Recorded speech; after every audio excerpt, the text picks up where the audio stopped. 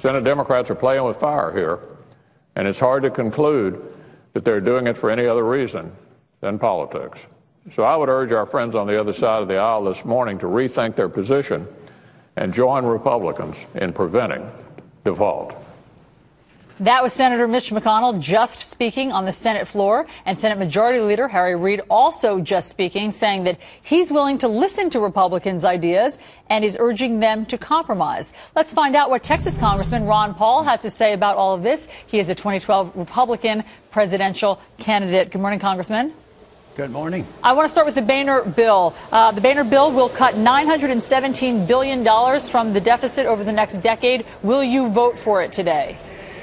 No, I won't, because, you know, those cuts aren't real. It says that we're going to cut $1 trillion out of next year's budget, but that's from the CBO baseline. So actually there are no cuts.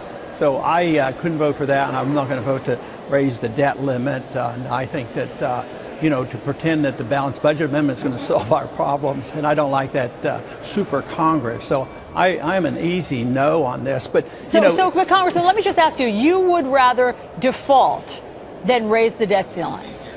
No, you don't have to default. I mean, right now we're $200 billion over the debt limit, and they have found ways to make those payments. But no, default is coming. The only argument that's going on now is how to default, not send the checks out or just print the money. And all countries our size will always print the money. So this debt, I mean, the bills will be paid. Okay, I mean, but just so I understand, in order to pay Social Security, Medicare, unemployment benefits, you would just print more money.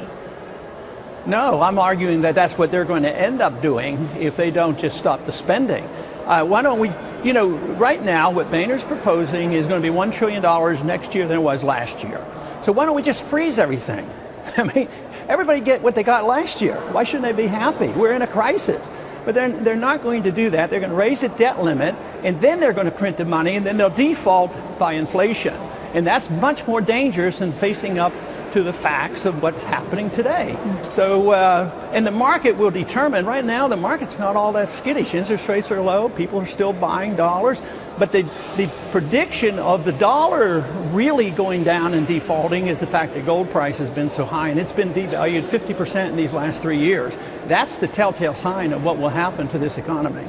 Mr. Boehner, as you know, needs 217 House votes to pass this bill today. He can only lose 23 Republicans. So yesterday, he issued a blunt warning to those of you who are going to say no, to basically get your rear in gear. He said it a little differently on Laura Ingram's radio show yesterday. Let's hear an excerpt from that. Mr. Speaker, I want to ask you, is it true that you told some of the Republican members this morning that you need to get your A word in line behind this debt ceiling bill? I sure did. Listen, this is time to do what is doable. Okay, so there you hear your speaker saying it's time to do what is doable. Would you be willing to just take one for the team, even though you're philosophically opposed?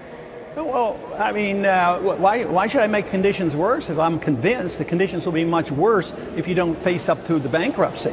The bankruptcy is here. It's just a matter of how we're going to pay for it.